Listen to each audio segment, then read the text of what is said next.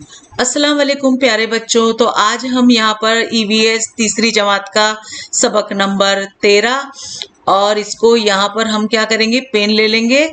सबक का नाम है हमारी खुराक। राशिद के घर में क्या हो रहा है, चलिए हम ये सब पढ़ के देखेंगे। उसकी अम्मी देखो, राशिद यहाँ खुद बैठा है तो अब्बा घर में आ गए हैं और कह रहे हैं कि चलो खाना खा लें, लेकिन राशिद नजर नहीं आ रहा है। हमेशा तो वो सबसे पहले हाजिर रहता था। अम्मी कहती हैं कि उसे हल्का सा बुखार है, कुछ देर पहले ही मैंने उसे नरम चावल और दही दिया था, अब जरा उसकी आंख लगी है। अब्बा कहते हैं तो फिर उसे सोने ही दो, क्या हम खाना शुरू कर दें? तो बहन आ जाती है और कहती है फौरन बैठते हैं खाना खाने के लिए, मुझे बहुत भूख लगी है। आज स्कूल में लंगड़ी का मैच था, मैं मैच खेल कर आई हूँ। अम्मी कहती है आओ फौरन बैठो। बहन कहती है अम्मी आपने गोभी क्यों पकाई? आप जानती है ना कि मुझे गोभी पसंद नहीं, मुझे नहीं खाना है। अम्मी कहती है ऐसा ना कहो बेटी, तुम्हें सेहतमंद रहना है या नहीं? तुम फिर तमाम चीजें खाना जरूरी है ना, और रकाबी में कुछ भी ना छोड़ना। बहन कहती है बिल्कुल सही है, स्कूल में भी टीचर हमेशा यही कहती हैं। मैं रकाबी में तरकारी लेने वाली ही नहीं थी। अब्बा कहते हैं अब कैसे अक्लमंदी की बात की? फिर बहन कहती है अब्बा ये क्या, आपने तो एक ही रोटी ली, आपका पेट कैसे भरेगा? दादा कहते हैं वो दिन भर कोर्ट में बैठकर काम करते हैं, उन्हें भूख कैसे लगेगी? हम जिस्मानी मेहनत का काम करते थे, एक वक्त में तो 4-4 रोटियां खा जाते थे। अब मेरी उम्र हो गई है, पहले जैसी भूख नहीं लगती। दादी मुझे भी आजकल भूख नहीं लगती। अम्मी कहती हैं हाँ ना अम्मा के खुराक कितनी कम हो गई है। अम्मा मैंने आपके लिए आधी रोटी टुकड़ा करके दूध में भिगो रखी है। तो भीगी हुई रोटी क्या होता है, बूढ़ों को जल्दी हजम हो जाती है। अब यहाँ पे क्या हो रहा है, सवाल का देखिए क्या क्या सवाल बन गए कि राशिद को अम्मी ने नरम चावल और दही क्यों दिया, क्योंकि वो बीमार था। दूसरा सवाल है कि बहन को बहुत ज्यादा भूख क्यों लगी, क्योंकि वो स्कूल से लंगड़ी खेल कर आई थी। तीसरा सवाल है कि अब्बा को एक ही रोटी क्यों काफी है, क्योंकि वो कोर्ट में बैठ के काम करते हैं। चौथा है कि दादी और दादा क्यों कम खाते हैं, क्योंकि उनकी उम्र बहुत ज्यादा है और उम्र वाले लोगों को ज्यादा भूख नहीं लगती। नया लफ्ज सीखो, खुराक। अब रोजाना 2 वक्त के खाने में हम कुछ गिजाई अशिया खाते हैं, इसके अलावा कुछ गिजाई अशिया दूसरे वक्त खाते हैं। हम दूध, चाय, कॉफी, शरबत जैसे मशरूबात भी दिन भर में पीते हैं, और दिन भर जो गिजाई अशिया और मशरूबात हमारे पेट में जाते हैं उन सबको मिलाकर खुराक कहते हैं। ठीक है, तो खुराक कम या ज्यादा क्यों होती है? तो कभी कभी हमें ज्यादा भूख लगती है, तब हम ज्यादा खाना खाते हैं, उस दिन हमारी खुराक ज्यादा होती है। कभी भूख कम रहती है तब हम खाना कम खाते हैं, तो उस दिन हमारी खुराक कम होती है, यानी भूख को खुराक कहा जा रहा है। बताओ तो भला इन दोनों में से किसको ज्यादा भूख लगती है और क्यों? तो ये दोनों में, ये जवान है और ये बूढ़ी है।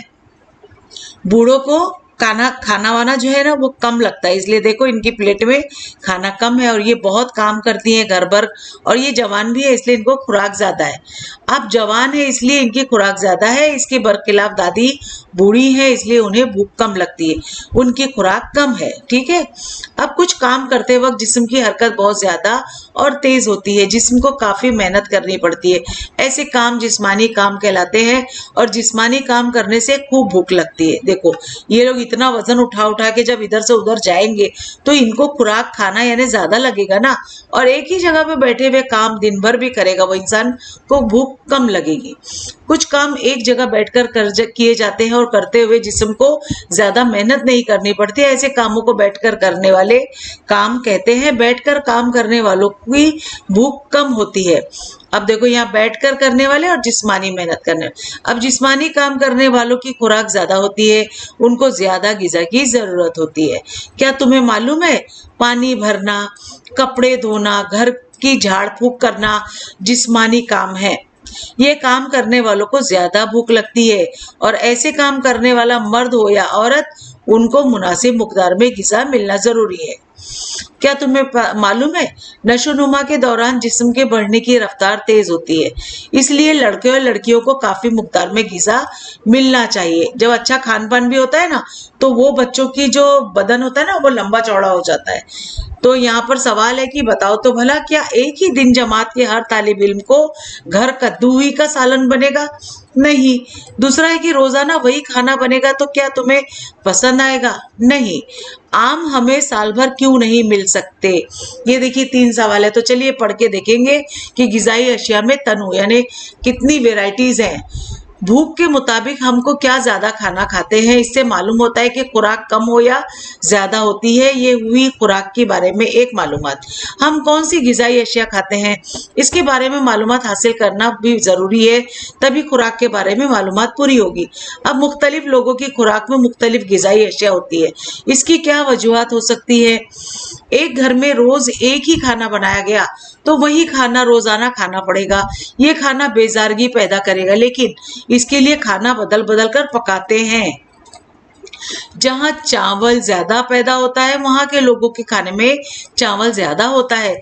जिस इलाके में जवार या बाजरा जो है वो ज्यादा पैदा होता है, वहां के लोग क्या करते हैं, लोगों के खाने में रोटी ज्यादा होती है। कुछ इलाकों में गेहूं ज्यादा पैदा होते हैं, इन इलाकों में लोग गेहूं की चपाती खाते हैं। समंदर में मछलियां ज्यादा मिलती हैं, उनके लिए कोकन के लोगों की खुराक में मछली ज्यादा होती है। तो देखिए, आप तस्वीर देख के समझ रहे हैं ना। साल भर मौसम के लिहाज से मुख्तलिफ तरकारियां और फल अलग अलग वक्तों में मिलते हैं, इस लिहाज से खुराक में ग़िज़ाई अशिया भी मुख्तलिफ होती है। कोई तकरीब हो तो कुछ मुख्तलिफ खाने पकाते हैं, त्योहारों पर मीठे पकवान बनाए जाते हैं। हम किस बात का ख्याल रखना चाहिए हमें?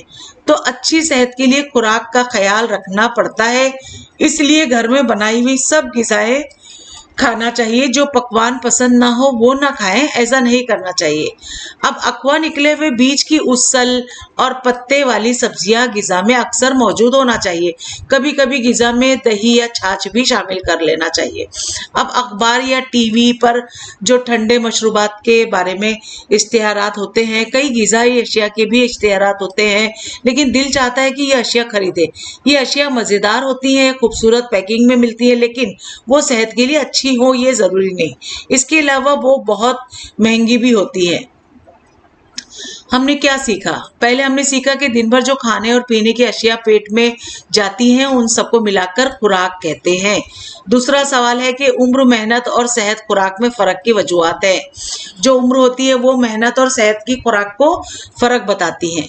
और तीसरा है कि मौसम के लिहाज से मिलने वाली ग़िज़ाई अशिया से खुराक में तब्दीली आती है।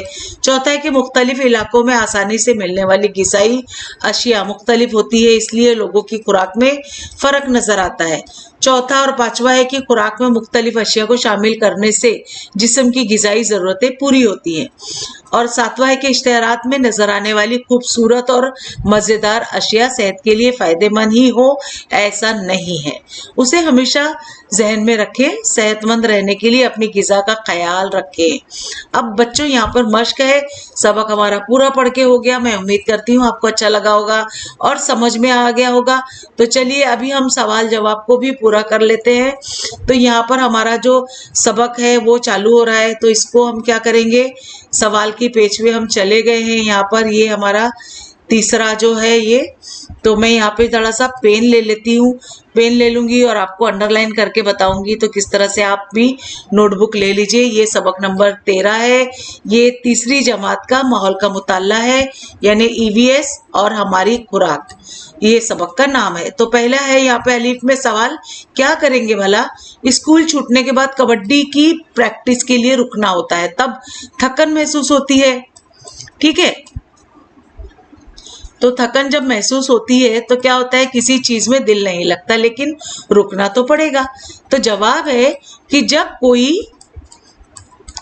कोई कबड्डी हो या कोई और खेल, तो आप अपनी तैयारी से जाएं।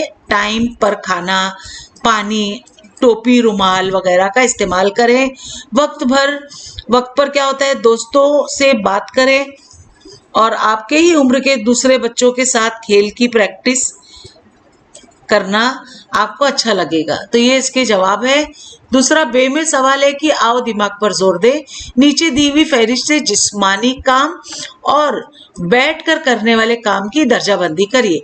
तो यहाँ पर देखिए जिस्मानी काम और बैठकर करने वाली दर्जाबंदी के लिए हमने यहाँ पर इस तरह से ये कॉलम बनाए हैं, जिसमें हमने खो खो को देखो, ये खो खो को हमने क्या किया, जिस्मानी काम के दौड़ दौड़ के खेलते हैं, दरख्त हटाना ये भी खड़े होकर और मेहनत करना पड़ती है, संदूक उठाना, साइकिल चलाना, पहाड़ पर चढ़ना और बाग की घास निकालना, ये सब क्या हो जाता है, हमें चल चल के करना पड़ता है ना। लेकिन बैठ कर करने वाले काम में किताब पढ़ना, तस्वीर बनाना और चावल चुनना को हमने रखा है यहाँ पर। तो ये हमारे सब इस तरह से हमने इसको दर्जाबंदी कर दी है। जिम का सवाल है यहाँ पर कि एक लफ्ज में जवाब लिखो। पहला सवाल है कि किस मौसम में आमरस बनाया जाता है। तो जवाब है कि गर्मा के मौसम में आमरस बनाया जाता है। अब यहाँ पे दूसरा सवाल है गन्ने के रस की गुड़ाल किस मौसम में जारी रहती है। तो जवाब है यहाँ पर 2 का कि सरमा के मौसम में गन्ने के रस की गुड़ाल जारी रहती है। तीसरा सवाल है कि गीला चना बाजार में कब आता है। वो जो गीले चने को और क्या कहते हैं बताइए। देखिए हम लोग तो गीले चने को वो कहते हैं बूट चना कहते हैं, बूट है ना। तो गीला चना जो बूट कहलाता है वो सरमा के मौसम में आता है मार्केट में। अब यहाँ पे चौथा सवाल है कि गर्मा के मौसम में खेल कर आने पर बहुत प्यास लगती है, सही है ना। अब तुम्हारे सामने नींबू का शरबत है और बाजार से लाया गया ठंडा मशरूब भी है। तो इसमें से कौन सा मशरूब पीकर प्यास बुझाना अच्छा लगेगा बताइए। तो मैं तो यहाँ पे जवाब दे रही हूँ कि चौथे का जवाब दिया है मैंने कि गर्मा के मौसम में खेलने के बाद प्यास ज्यादा ही लगती है, तो नींबू का शरबत फायदेमंद है। लेकिन बच्चे बाजार से लाया हुआ शरबत पीना पसंद करेंगे क्योंकि वो ठंडा है, इस तरह प्यास भी जल्दी बुझेगी। अब अगला है सवाल हे में कि तस्वीरें देखो, ये 3 तस्वीरें यहाँ पे, और इनमें किसकी खुराक ज्यादा रहेगी और वो भी क्यों। ये हमें 2 सवाल का जवाब देना है। तो हे का जवाब है कि बच्चे खेलते हैं तो उन्हें भूख ज्यादा लगेगी। यहाँ पे देखो ये लास्ट की तस्वीर में आप देखोगे, इसमें बच्चे खेल रहे हैं तो इन्हें भूख लगेगी। और मजदूर इंसान, यहाँ पर आप देखो पहली तस्वीर में ये मजदूर इंसान मेहनत मुशक्कत करता है, इसे भी बहुत भूख ज्यादा लगेगी। इस तरह इन दोनों की खुराक ज्यादा रहेगी। और यहाँ पर जो है ये आदमी जो है ये बनिया है, इन्हें दुकान में ये बैठ के काम करता है, तो इसे इतनी भूख नहीं लगेगी। जो बीच की तस्वीर है मैं उसके बारे में बात कर रही हूँ, ठीक है। तो बच्चों आपको समझ गया होगा। वाव में सवाल है, सोचकर जवाब दो। पहला है सवाल, 3 साल के बच्चे का पेट आधी रोटी से भरता है, इसलिए क्या उसकी माँ का पेट भी आधी रोटी से भरेगा। तो जवाब है यहाँ पर, जवाब है कि नहीं, माँ का पेट 2 रोटी से भरेगा। कितनी रोटी चाहिए माँ को? 2 रोटी। लेकिन बच्चे का पेट जो है वो आधी रोटी से भर जाएगा।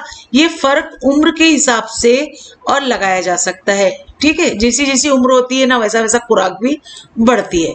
एक आदमी रोजाना 5 चपातियां खाता है, एक दिन वो बुखार में तप रहा है, क्या उस दिन भी वो 5 चपातियां खाएगा? तो जवाब है यहाँ पर कि रोजाना की खुराक और बीमार इंसान की खुराक में फर्क होता है।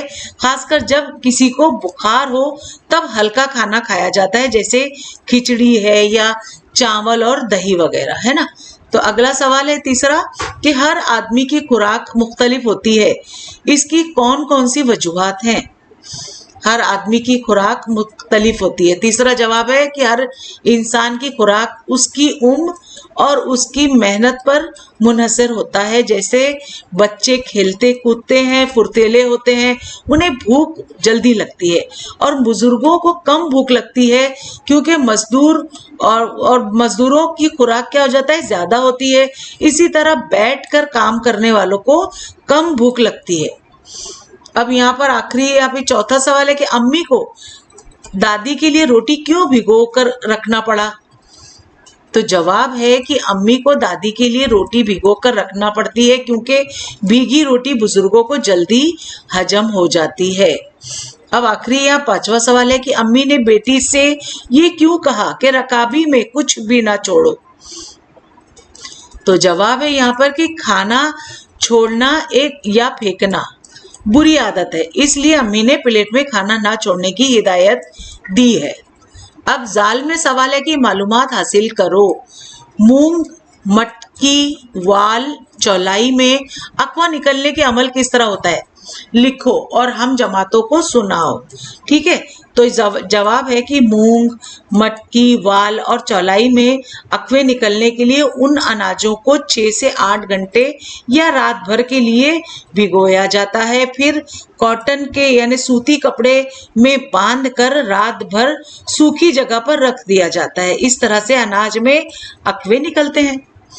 अब हे में सवाल है कि खाली जगह पुर करो। पहला है कि जिस्मानी मेहनत करने वाला इंसान, औरत हो या मर्द, उसको मुनासिब मिक़दार में ग़िज़ा मिलना जरूरी है। दूसरा सवाल है कि अच्छी सेहत के लिए डैश यानी खुराक का ख्याल रखना पड़ता है। तीसरा सवाल है कि टीवी या रेडियो या न्यूज़पेपर चाहता है कि इश्तिहार में दिखाई जाने वाली अशिया खरीद के लोग खाएं, है ना।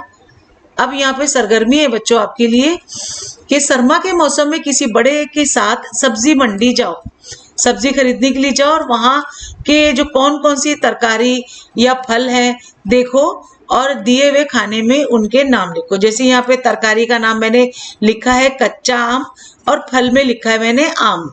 ठीक है, जब कच्चा होता है ना वो तरकारी की तरह यूज होता है आम, और जब वो पक जाता है तो वो फल बन जाता है। तो यहाँ पर हमारे सभी सवाल जवाब भी मुकम्मल हुए। मैं उम्मीद करती हूँ बच्चों कि आपको सब समझ में आ गया होगा और अच्छा लगा होगा। तो आपको अगर हमारा लेसन अच्छा लगता है तो हमें सब्सक्राइब करिए और लाइक दीजिए, इससे मुझे बहुत हौसला मिलता है। और अपने बहुत सारे उर्दू मीडियम के बच्चों में शेयर करो बच्चों, ताकि उन्हें भी कोई डाइजेस्ट ना खरीदना पड़े और मेरे बताए हुए सभी सवाल जवाब से वो अच्छे से कामयाबी हासिल कर सकते हैं। किसी भी चीज़ का अगर डाउट आपके जहन में आए ना इस सबक के मुतालिक तो मुझे कमेंट बॉक्स में पूछिए, मैं इंशाल्लाह ज़रूर जवाब दूंगी। तो बच्चों मिलते हैं अगली वीडियो में नए लेसन के साथ, तब तक के लिए बाय बाय, टेक केयर, अल्लाह हाफिज।